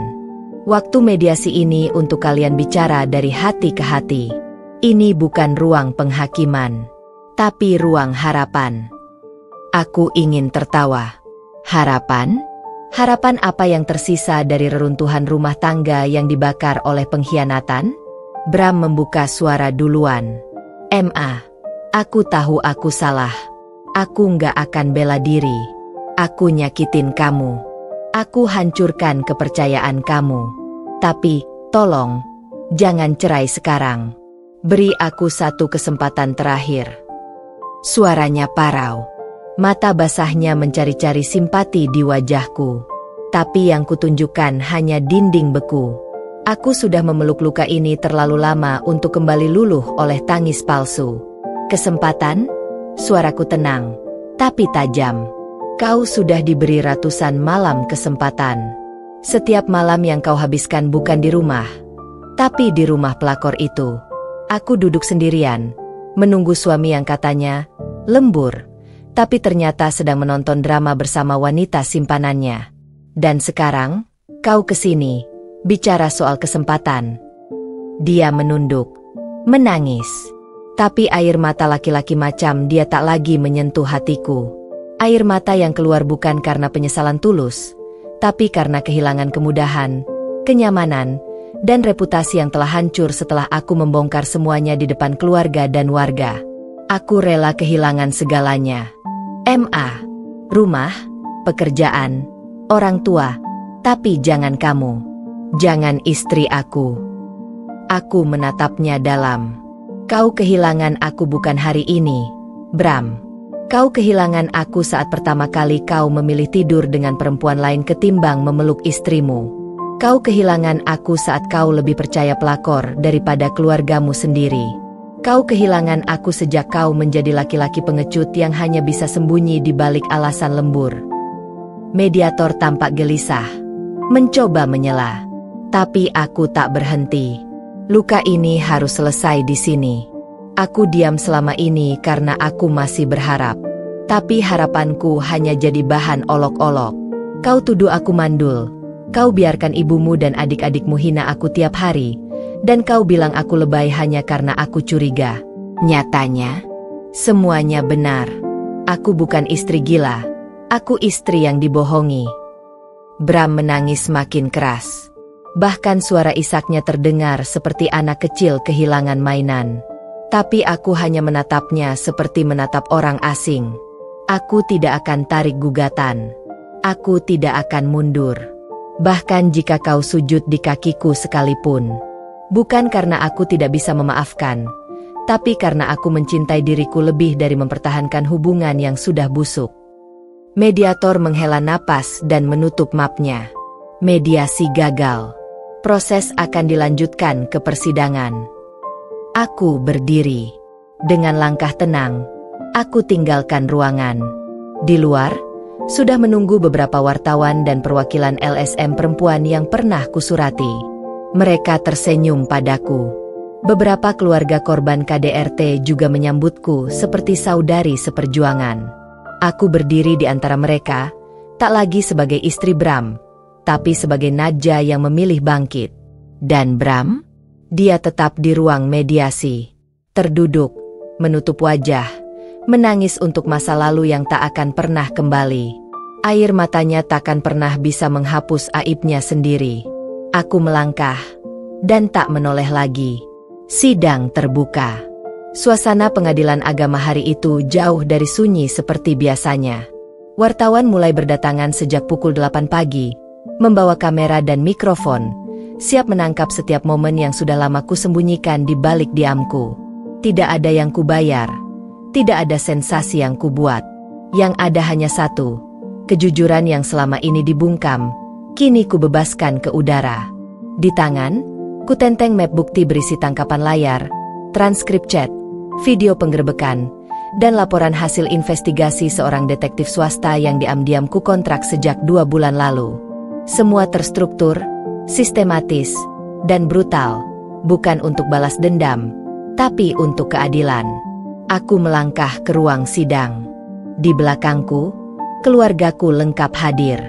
Ayahku, ibu yang mulai renta tapi wajahnya tegar, adikku yang sedari kecil jadi saksi diam penderitaanku dalam rumah tangga, dan beberapa tokoh masyarakat yang kudatangkan sendiri untuk menjadi saksi moral. Duduk di sisi kanan ruang, mereka semua mengenakan seragam batik biru tua yang kusiapkan. Bukan untuk pamer, tapi sebagai bentuk soliditas bahwa aku tidak sendiri. Di sisi lain, Bram duduk sendirian. Wajahnya kusut, rambutnya tidak disisir rapi seperti dulu. Bahkan dasinya tampak asal dipasang. Tak ada satupun dari keluarganya yang datang. Ibunya, adik-adiknya, semua memilih diam setelah skandal rumah pelakor itu viral dan membuat mereka diusir dari lingkungan komplek yang katanya elit. Bahkan ketua RT yang dulu selalu berpihak pada mertuaku, kini datang dan duduk di bangku belakang, bersandar pada fakta dan rasa malu. Majelis hakim masuk, mengetuk palu 3 kali, dan sidang dimulai. Saudari Nadja, mohon bacakan permohonan Anda secara lisan untuk dikonfirmasi oleh majelis. Aku berdiri. Nafasku ditarik dalam. Lalu kuluncurkan semua. Saya, Nadja Hairunisa, mengajukan gugatan cerai terhadap suami saya, Bram Hartanto, atas dasar perselingkuhan yang terjadi secara terus-menerus selama 2 tahun terakhir, penelantaran emosional, kebohongan sistematis, serta penghinaan dari pihak keluarganya terhadap diri saya sebagai istri yang sah. Saya juga menuntut kompensasi moral, pembagian harta ganagini secara adil, dan permohonan hak eksklusif atas rumah yang saya beli dengan uang pribadi namun kini ditempati oleh wanita simpanan suami saya. Semua mata tertuju padaku, tapi aku tidak gemetar. Aku sudah terlalu kenyang dihina. Sekarang waktunya bersuara. Bram mencoba menyela. Yang mulia, saya akui saya salah. Tapi saya mohon, jangan dibuat seperti ini. Saya kehilangan pekerjaan karena viralnya video yang dibuat Nadja. Saya dihina warga, Saya bahkan orang tua saya jadi bahan gunjingan. Hakim lelaki di tengah mengetukkan palu. Sudah menjadi konsekuensi dari perbuatan saudara sendiri. Silakan duduk. Kami lanjutkan dengan pemeriksaan bukti. Aku maju. Satu persatu bukti kusodorkan. Aku tunjukkan tangkapan layar chat mesra antara Bram dan wanita itu, dengan panggilan sayang yang dulu hanya kupikir milik kami. Lalu kuputar video saat penggerebekan, lengkap dengan suara-suara warga yang menyaksikan langsung Bram hanya mengenakan kaos oblong, berdiri kikuk di ambang pintu rumah pelakor saat aku datang bersama ayah, ibuku, dan lebih dari 30 warga. Sorakan, makian, dan teriakan, "Karma!" terdengar jelas. Ruangan hening. Beberapa orang menahan napas. Hakim bahkan menunduk sejenak, seperti memberi waktu bagi semua orang untuk mencerna betapa kejinya perbuatan seorang suami yang tega menukar kehormatan keluarganya demi pelampiasan nafsu sesaat. Apa saudara Bram masih ingin mempertahankan rumah tangga ini setelah semua bukti? Tanya hakim tegas. Bram berdiri. Saya mencintai Nadja. Tapi saya akui, saya tidak layak. Saya rela diceraikan. Tapi mohon, jangan ambil semua yang saya miliki, saya sudah kehilangan semuanya. Aku menatapnya. Yang saya ambil hanya hak saya. Harta yang saya beli, tenaga yang saya korbankan, waktu yang saya habiskan untuk menunggumu pulang lembur yang ternyata palsu. Yang kau anggap, semua, itu hanyalah sebagian kecil dari apa yang sudah kau hancurkan. Dan pada akhirnya, palu diketuk. Diputuskan bahwa gugatan perceraian dikabulkan. Saudari Nadja diberikan hak atas rumah, harta dibagi sesuai bukti kontribusi, dan saudara Bram dinyatakan telah melakukan prestasi terhadap kesetiaan dan tanggung jawab sebagai suami. Sidang ditutup. Aku menghembuskan napas panjang. Rasanya seperti baru lepas dari rantai panjang yang selama ini melilit jiwa. Di luar, wartawan menunggu. Mereka menghampiriku. Mikrofon-mikrofon diacungkan. Kamera-kamera diarahkan. Bu Nadja, bagaimana perasaan Anda sekarang? Aku tersenyum kecil, lalu menjawab, hari ini bukan tentang kemenangan saya, tapi tentang kebenaran yang tak bisa disembunyikan selamanya. Dan buat para istri di luar sana yang diam karena takut, ketahuilah, keadilan akan berdiri untukmu, kalau kau berani bangkit. Seketika, media sosial pun penuh dengan tagar, Nadja bangkit, bongkar pengkhianatan, dan lawan perselingkuhan. Aku bukan siapa-siapa, tapi suaraku telah menjadi milik banyak perempuan yang tak pernah didengar. Dan Bram? Ia pulang bukan ke rumah pelakor itu, tapi ke kamar kos sempit dengan ranjang besi dan dinding bercat kusam. Dihantui rasa malu, kehilangan, dan kesendirian yang dulu ia hadiahkan untukku, kini kembali padanya. Setelah sidang pengadilan itu tuntas dan palu keadilan diketuk keras 3 kali, aku pikir segalanya akan kembali tenang. Tapi aku salah. Kebenaran yang dibuka lebar-lebar seperti kain kafan yang disingkap paksa itu bukan hanya menyayat Bram, tapi juga menguliti keluarganya satu persatu hingga telanjang di hadapan publik. Ini bukan pembalasan yang kutata dengan dendam, tapi ini adalah hasil dari hukum sebab akibat yang bekerja tanpa bisa ditawar. Semua sudah terjadi. Dan setiap tetes air mata yang dulu kutahan saat aku makan sendirian di meja makan rumah mertua yang dingin tanpa ucapan, kini perlahan dibayar lunas. Kehidupan Bram berubah drastis. Setelah kehilangan pekerjaan tetapnya di perusahaan multinasional karena reputasi buruk yang viral di media, ia mencoba bekerja serabutan. Tapi kemanapun ia melangkah, orang sudah tahu siapa dia. Wajahnya muncul di banyak video YouTube, potongan TikTok, bahkan masuk di Instagram gosip lokal. Dulu dia bangga dengan namanya, Bram Hartanto. Tapi sekarang, setiap kali memperkenalkan diri, ia harus memakai nama palsu. Ia bahkan takut bicara lewat telepon dengan suara yang terlalu lantang. Beberapa driver ojek online yang tak sengaja mengenalinya langsung menolak orderannya. Saya gak sudi nganter laki-laki pengkhianat istri, ujar salah satu sopir, seperti yang kemudian viral di Twitter. Sementara itu, rumah pelakor yang dulu menjadi tempat persembunyian, Mereka berubah sunyi. Tak ada lagi suara musik jazz dari speaker mahal. Tak ada lagi aroma parfum yang menyengat. Setelah penggerebekan itu, warga sekitar serentak mengajukan penolakan lingkungan. Mereka merasa tertipu karena wanita simpanan itu mengaku sebagai janda baik-baik, padahal selama ini menyimpan pria bersuami. RT dan RW menempelkan stiker merah di depan rumah. Rumah ini tidak diterima warga, penghuni tidak beretika. Aku tak pernah minta semua ini terjadi. Aku hanya bicara benar. Tapi ternyata, kebenaran itu seperti percikan api yang menyambar bensin reputasi, membakar semuanya sekaligus. Yang paling menyakitkan bagi Bram justru datang dari dalam keluarganya. Ibunya yang dulu sangat vokal menuntut cucu dariku, kini jatuh sakit karena tekanan mental. Namun bukan aku yang menjenguk. Anak perempuan dari adik Bram yang masih SMA lah yang mengunggah video menangis sambil berkata, "Kami semua hancur karena Om Bram. Keluarga kami dikucilkan. Aku dikeluarkan dari grup ekskul sekolah karena dianggap anak keluarga tak bermoral."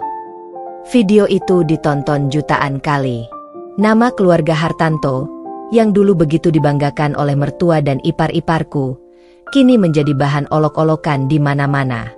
Aku mendengar dari sumber yang tak kusangka-sangka, salah satu rekan kerja Bram dulu, bahwa Bram sempat mencoba mengadu ke seorang pengacara untuk membantah dan menuntut balik pencemaran nama baik. Tapi pengacara itu tertawa sambil berkata, "Kau mau tuntut siapa? Istrimu sendiri? Yang kamu hianati bertahun-tahun? Dengan semua bukti? Jangan-jangan nanti malah kamu yang dituntut balik karena mengganggu ketenangan publik." Sementara itu, aku mulai membangun ulang hidupku.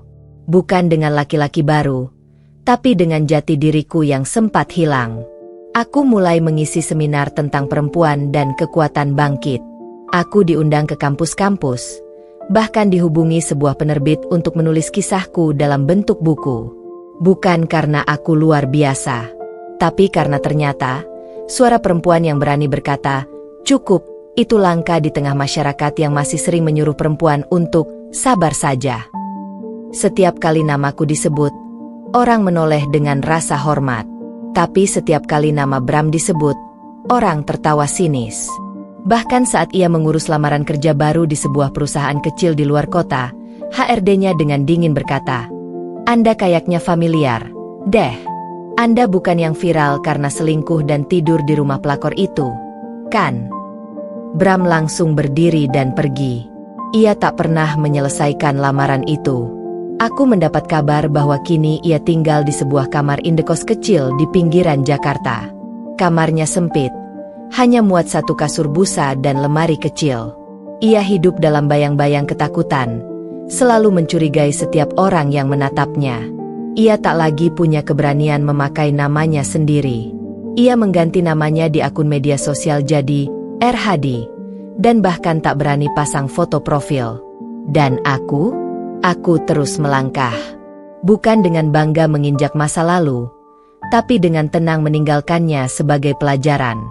Aku tidak pernah menginginkan kehancurannya. Tapi ketika seseorang menggali lubang untuk menjatuhkanmu, lalu ia jatuh ke lubangnya sendiri, itu bukan karma. Itu hukum alam. Kini Bram tak lagi punya wajah untuk menyebut nama sendiri di depan umum. Ia kehilangan segalanya. Tapi aku tidak menyesal. Karena dalam kehancurannya, tersimpan satu kebenaran besar, bahwa perempuan tak bisa selamanya ditindas tanpa balasan. Dan laki-laki yang mengira istrinya tak punya pilihan selain diam, akan terkejut saat istrinya justru memilih bangkit dan bersuara. Setelah semua aib suamiku Bram terkuak dan wajahnya tak lagi bisa dipertontonkan di hadapan masyarakat, aku pikir episode penderitaan hanya akan menimpa dia seorang. Tapi dunia ternyata adil dengan cara yang kejam. Karena di balik kehancuran seorang pria pengkhianat, ada wanita ketiga yang juga ikut menerima murka semesta. Dialah Livia, wanita yang selama ini kusebut pelakor dengan bangkai senyumnya yang menusuk jantung perempuanku. Livia bukan wanita biasa. Ia tampil mewah, dengan dandanan sempurna, wangi parfum luar negeri yang menusuk sampai 3 langkah, bibir merah menyala, dan sorot mata penuh percaya diri karena merasa telah merebut pria yang sah milik orang lain. Dulu dia berani mengunggah foto di Instastory bersama Bram, meski tanpa menampakkan wajahnya, cukup punggung atau jam tangan khas yang kukenal betul milik suamiku. Kini semua itu berbalik menjadi bumerang. Usai video penggerebekan viral, netizen bergerak seperti kawanan lebah marah. Mereka menyelidiki segala informasi tentang Livia, akun Instagramnya, mantan kampusnya, bahkan tempat kerja lamanya. Salah satu thread panjang di Twitter mengungkap bahwa Livia ternyata dulu juga pernah menjadi simpanan seorang pengusaha beristri. Warga net langsung membentuk pasukan digital, membagikan wajahnya, melaporkan ke HRD kantornya, bahkan mengirim pesan ke komunitas warga tempat tinggalnya. Tak lama, Livia kehilangan pekerjaannya sebagai sekretaris direktur. Ia dilaporkan telah mencoreng nama baik perusahaan dan dianggap membawa masalah pribadi ke ranah publik. Aku tak ikut campur. Aku hanya diam di rumah. Tapi pesan-pesan masuk ke ponselku tiap hari. Kiriman dari netizen yang memperlihatkan rumah Livia dicoret-coret cat merah bertuliskan, "Penghancur rumah tangga orang." Foto itu tersebar luas. Banyak akun gosip mengunggahnya. Komentar-komentar penuh kemarahan mengalir deras. Kalau berani rebut suami orang, siap juga hadapi amarah masyarakat, tulis seorang netizen.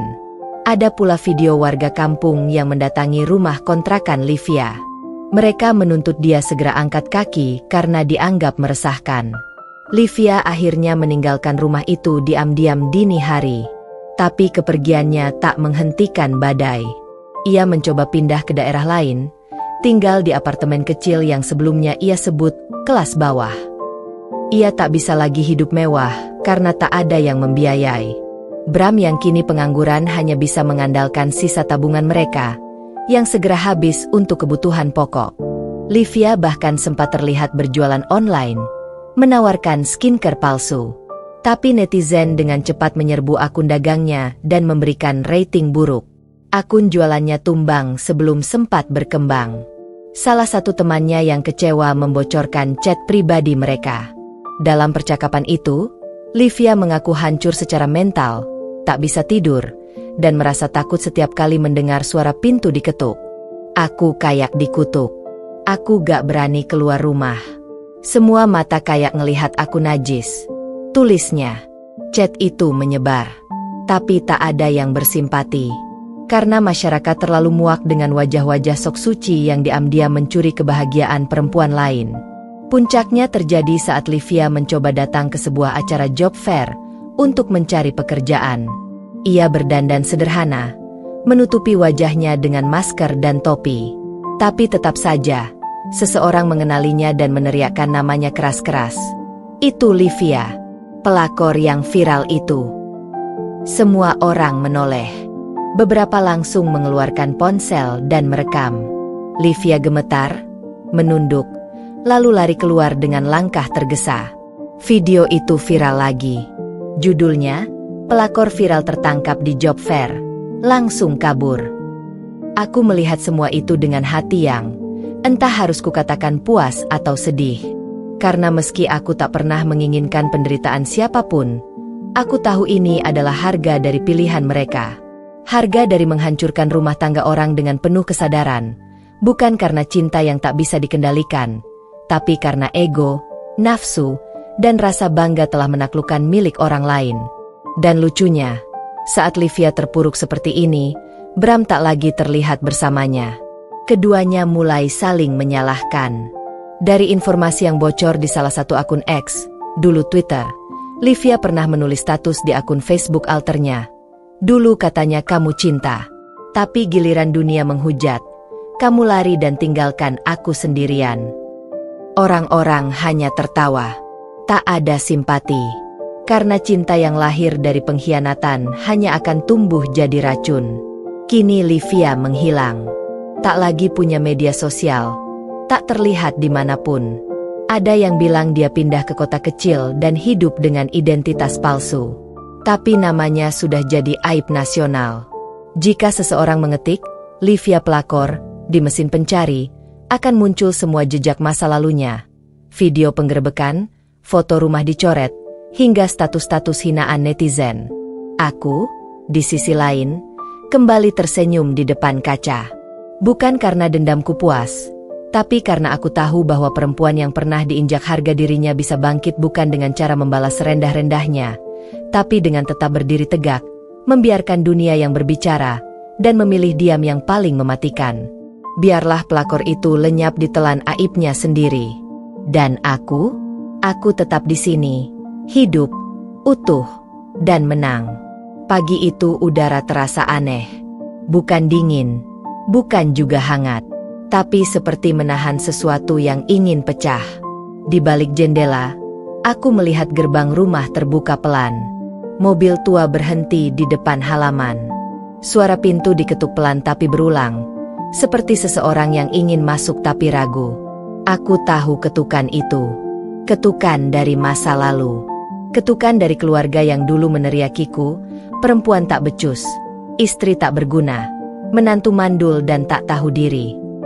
Kini mereka datang, setelah segala aib anak kebanggaan mereka tumpah ruah di jalanan dan media sosial. Aku membuka pintu perlahan, dan di depanku berdiri 4 orang. Ibu mertuaku yang dulu bersuara paling nyaring saat menghinaku, ayah mertua yang tak pernah sekalipun menatapku dengan respek, adik ipar yang merasa dirinya wanita paling suci, dan terakhir, Bram, suamiku, mantan, tepatnya. Wajah-wajah mereka muram, tak lagi angkuh, tak lagi menyombongkan status keluarga. Kini berdiri kaku seperti pesakitan yang tak tahu harus memulai dari mana. Nadia, kami datang bukan untuk membela Bram, tapi untuk minta maaf. Atas semuanya. Suara ibu mertuaku bergetar, tak sekencang biasanya. Matanya sembab, pipinya tampak lebih tirus. Suaranya tak sekuat dulu saat menyuruhku masak 3 lauk dengan 1 uang belanja. Ia menggenggam tanganku, tapi aku mundur 1 langkah. Maaf? Tanyaku datar. Setelah 10 tahun aku jadi budak di rumah kalian? Setelah kalian percaya semua omongan Bram yang katanya aku mandul, aku pelit, aku istri tak tahu diri? Setelah kalian diam-diam ikut makan uang hasil perselingkuhan suamiku tapi kalian diam? Ayah mertuaku menunduk. Ia membuka mulut, mencoba bicara, tapi suaraku lebih dulu memotong. Kalian baru datang sekarang karena dunia menelanjangi kalian, bukan karena kalian sadar. Kalau video itu tidak viral, kalian masih akan membela Bram dan bilang aku hanya cari perhatian sebagai istri yang gagal. Iya, kan? Suasana hening. Bram akhirnya angkat bicara. Wajahnya penuh luka, bukan fisik, tapi mental. Ia tak sanggup menatapku langsung. Aku tahu aku salah. Sangat salah. Aku kehilangan segalanya. Nat, aku mohon. Aku mendongak. Kamu kehilangan segalanya? Aku yang selama bertahun-tahun tidur sendirian, memendam air mata tiap malam, dihina di depan keluarga besar karena belum punya anak. Kamu tahu nggak rasanya? Aku kehilangan harga diriku dulu karena terlalu cinta sama kamu. Tapi sekarang tidak lagi. Ibu mertuaku menangis keras, memegangi lututku. Aku salah. Nat, aku bodoh. Aku percaya semua ucapan Bram. Maafkan kami. Tolong izinkan kami memperbaiki semuanya. Aku melepas pelan tangannya. Memperbaiki? Bagaimana kalian akan memperbaiki 10 tahun luka? Luka yang kalian tanam seperti benih dan kalian siram tiap hari dengan hinaan dan ejekan? Kalian tahu nggak? Aku pernah berpikir buat bunuh diri karena merasa aku bukan manusia di mata kalian. Tapi aku bangkit. Aku tidak mati. Dan justru aku hidup untuk menyaksikan semua ini terjadi pada kalian. Bram meneteskan air mata. Nat, tolong. Kalau bukan buat aku, setidaknya demi kenangan kita dulu. Aku menatapnya dalam. Kenangan kita? Kenangan mana? Bram? Saat kamu bilang, aku lembur. Padahal kamu tidur di ranjang perempuan lain? Saat kamu pulang tanpa rasa bersalah dan masih minta dilayani layaknya raja? Saat kamu biarkan ibumu bilang aku perempuan tak berguna tanpa pernah membelaku 1 kali pun? Bram terdiam. Tak ada yang bisa ia jawab. Karena semua itu adalah kebenaran yang selama ini ia bungkam. Aku berdiri tegak. Suara nadaku rendah tapi penuh tajamnya. Aku tidak membencimu lagi, Bram. Karena kamu bukan siapa-siapa lagi untukku. Tapi aku tidak akan membuka pintu rumah ini untuk kalian lagi. Pintu yang pernah terbuka untuk keluarga. Tapi kalian bakar dari dalam. Kini tinggal puing. Dan aku tidak ingin membangun dari abu yang sama. Ibu mertuaku memohon. Tapi aku tak goyah. Aku tak ingin melihat anakku nanti mengenal kalian yang dulu memperlakukan ibunya seperti budak. Aku ingin anakku tumbuh dengan cinta, bukan trauma. Mereka akhirnya pamit, tanpa kata, tanpa pelukan, tanpa jaminan bahwa luka bisa sembuh hanya karena seseorang berkata, "Maaf." Aku menutup pintu dengan pelan, tanpa emosi. Bukan karena aku dingin, tapi karena aku telah membeku cukup lama. Dari jendela, aku lihat mereka berjalan pergi. Kaki mereka gontai. Tapi aku tak merasa puas. Aku merasa bebas. Bebas dari segala ketakutan, dari keraguan, dari cinta yang hanya jadi belenggu. Hari itu, aku sadar, luka bisa sembuh. Bukan karena pelaku meminta maaf, tapi karena korban memilih memaafkan dirinya sendiri, lalu berjalan maju tanpa melihat ke belakang. 3 bulan setelah semua kejadian itu berlalu, aku duduk sendiri di ruang kerjaku. Di depanku terpajang undangan resmi dari Kementerian Pemberdayaan Perempuan dan Perlindungan Anak. Undangan itu bukan untuk sekadar hadir. Tapi aku, Nadia Arfiani, perempuan yang dulu dipanggil tidak berguna oleh keluarga suaminya, kini diminta untuk berdiri di atas panggung nasional dan berbicara. Bukan hanya untuk diriku, tapi untuk ribuan perempuan yang pernah terpuruk karena cinta yang salah. Aku, yang dulu dipermalukan sebagai perempuan tak layak dicintai, kini diminta berbicara tentang kebangkitan, tentang martabat, tentang harga diri. Aku menghela napas panjang, bukan karena ragu, tapi karena terharu. Dulu, aku bahkan takut berbicara untuk membela diri di ruang makan rumah mertua. Kini aku diminta berbicara di depan negara. Hari itu tiba. Aku berdiri di belakang panggung, mengenakan jas putih tulang yang kupilih sendiri. Bukan untuk terlihat mewah, tapi karena putih adalah warna damai. Tapi jas ini tak sembarang putih. Di baliknya, tertanam luka, darah, dan perjuangan panjang. Seorang panitia menghampiri. "Bu Nadia, 5 menit lagi." Aku mengangguk. Kutatap pantulan wajahku di cermin. Mataku tak lagi sembab. Wajahku tak lagi kusut. Tapi yang paling penting, tatapan mataku kini mengandung sesuatu yang dulu hilang. Kebanggaan. Ketika kakiku menapaki lantai kayu panggung itu, aku mendengar suara tepuk tangan yang mengalir deras. Di hadapanku, ratusan pasang mata perempuan dari berbagai usia duduk menunggu. Beberapa tampak menggenggam kertas tisu. Beberapa memegang tangan anak-anaknya. Sebagian bahkan berdiri memberi hormat. Kamera menyorot. Media meliput. Tapi semua itu menguap ketika aku memegang mikrofon dan mulai berbicara. Nama saya Nadia Arfiani. Saya bukan perempuan istimewa. Saya hanya pernah dipatahkan terlalu lama oleh orang yang saya cintai. Dan lebih menyakitkan lagi, saya dibiarkan patah oleh keluarga yang saya anggap rumah. Hening. Bahkan napas pun terasa ditahan.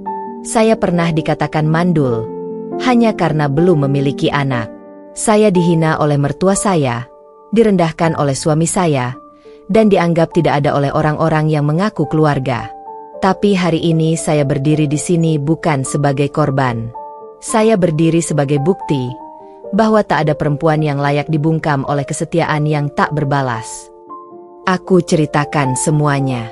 Tentang malam-malam panjang penuh air mata. Tentang melihat suamiku berselingkuh dengan mataku sendiri. Tentang bagaimana aku membungkam luka dengan diam, lalu menggantikannya dengan keberanian. Tentang malam aku membawa keluarganya dan warga ke rumah perempuan simpanannya dan menelanjangi seluruh kemunafikan mereka. Dan tentang hari ketika aku memutuskan untuk tidak lagi diam. Beberapa peserta mulai menangis. Satu persatu, Mereka bangkit dari kursinya dan mulai berdiri. Aku belum selesai. Suaraku menguat. Dulu, aku mengira harga diriku ada di tangan suamiku. Ternyata tidak. Harga diri perempuan ada di tangannya sendiri. Di mulut yang berani bersuara. Di kaki yang berani pergi. Dan di hati yang tidak takut kehilangan orang yang tidak menghargainya. Tepuk tangan bergemuruh. Kamera menyorot wajahku yang tak lagi gentar. Di ujung ruangan, aku melihat sosok familiar. Wanita tua. Ternyata, ibu mertuaku. Ia berdiri di dekat pintu, tak diundang, tapi hadir. Ia memegang sapu tangan. Aku tak tahu apa yang dia rasakan. Tapi aku tahu satu hal. Hari ini dia melihat perempuan yang dulu dia rendahkan, berdiri di atas panggung, disambut seperti pahlawan oleh ratusan perempuan lain. Tidak sebagai istri dari Bram, tapi sebagai Nadia. Setelah sesi selesai, banyak perempuan menghampiriku. Mereka memelukku, mencium tanganku, menangis di bahuku. Terima kasih, Bu. Terima kasih sudah mewakili kami. Salah satu dari mereka berbisik. Hari itu, untuk pertama kalinya dalam hidupku, aku pulang dengan dada tegak. Bukan karena aku menang, tapi karena aku sembuh. Dan karena aku tahu, tak ada satu luka pun yang sia-sia jika kita memilih untuk berdiri di atasnya. Aku pulang bukan ke rumah tempat aku dulu hidup dalam keterpaksaan, tapi ke rumahku sendiri. Rumah yang kubangun dengan air mata, keberanian, dan harga diriku sendiri. Dan saat aku membuka pintu, anakku berlari kecil menyambutku. Mama keren banget tadi di TV. Aku memeluknya. Mataku hangat. Ya, Mama memang keren. Bukan karena dipuja, tapi karena pernah dihina, dan tidak tinggal diam. Kupikir segalanya sudah selesai. Kupikir setelah aku berdiri di atas panggung, setelah aku berbicara mewakili suara perempuan yang telah lama dibungkam, setelah namaku diangkat oleh media nasional sebagai sosok inspiratif bagi perempuan Indonesia, maka luka itu benar-benar usai. Tapi ternyata luka yang pernah kubiarkan tumbuh di dalam rumahku dulu, kini datang kembali dalam bentuk paling tak terduga. Bukan dari Bram, tapi dari wanita itu, Wina. Siang itu, saat aku baru saja selesai mengajar sesi pelatihan UMKM di Balai Kota, asistanku menghampiriku dengan wajah tegang. Bu, ada tamu. Wanita. Katanya penting. Dia bawa anak kecil. Katanya mau bicara langsung.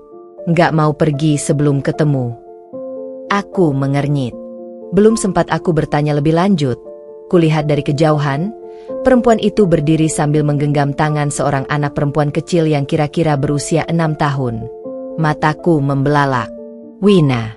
Tubuhku kaku. Bukan karena takut, tapi karena jijik. Wina, perempuan simpanan suamiku yang dulu dengan bangga menyambut Bram di rumah sewanya, kini berdiri dengan wajah kusut, mata sembab, dan penampilan jauh dari elegan. Ia tampak lusuh. Dan anak itu memiliki mata yang tak asing. Bu Nadia, tolong izinkan saya bicara, saya mohon.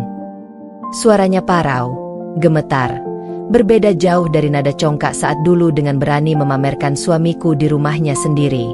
Aku menatapnya datar. Kau ingin bicara? Baik, tapi bukan di sini. Aku tidak membiarkan aib kembali menetes di lantai tempat perempuan lain sedang berjuang bangkit. Aku membawanya ke sebuah ruang kecil di kantor. Aku duduk. Wina duduk di hadapanku. Anak itu berdiri di sampingnya, menggenggam erat tangan ibunya. Dia anak Bram. Suara Wina pecah. Dia anak suamimu. Anak haram. Mungkin, menurutmu. Tapi dia hidup. Dan dia butuh pengakuan. Hatiku beku. Sekalipun aku sudah menduga ini, tetap saja, kenyataan itu terasa menyesakan. Bram pernah menghamili wanita ini. Di saat aku menahan sakit di rumah, sendirian. Di saat aku menyiapkan makan malam dan mengirim pesan, hati-hati lemburnya. Ya, Mas. Sementara dia justru sibuk menciptakan kehidupan baru dengan wanita lain. "Kenapa kau datang padaku?" tanyaku dingin. "Karena Bram menghilang. Dia pergi dari rumah. Aku diusir dari kontrakan. Uangnya habis. Dia tidak bisa dihubungi. Dan keluarga dia semua tak mau tahu. Mereka bilang semua ini salahku. Dan aku tak punya siapa-siapa." Air matanya mengalir deras. Anak di sampingnya mulai menangis kecil. Aku menatap anak itu. Tatapan kosongnya menyayat. Dia tidak salah. Dia hanya buah dari kejahatan dua manusia dewasa. Tapi apa itu cukup jadi alasan bagiku untuk kembali mengorbankan diriku? "Apa yang kau mau, Wina?" "Pengakuan. Aku ingin anakku tidak disebut anak haram. Aku ingin kau bantu aku untuk bicara ke publik bahwa anak ini punya ayah. Aku mohon." Aku menatap langit-langit. Kepalaku berdenyut. Perempuan ini pernah menghancurkanku, menghancurkan rumah tanggaku. Dan sekarang dia menuntut belas kasihan dariku.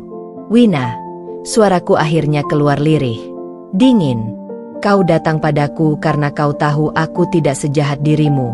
Tapi jangan salah, aku juga tidak selemah dulu." Wina terisak. "Tolong, jangan biarkan anak ini tumbuh tanpa nama. Bantu aku sekali ini saja.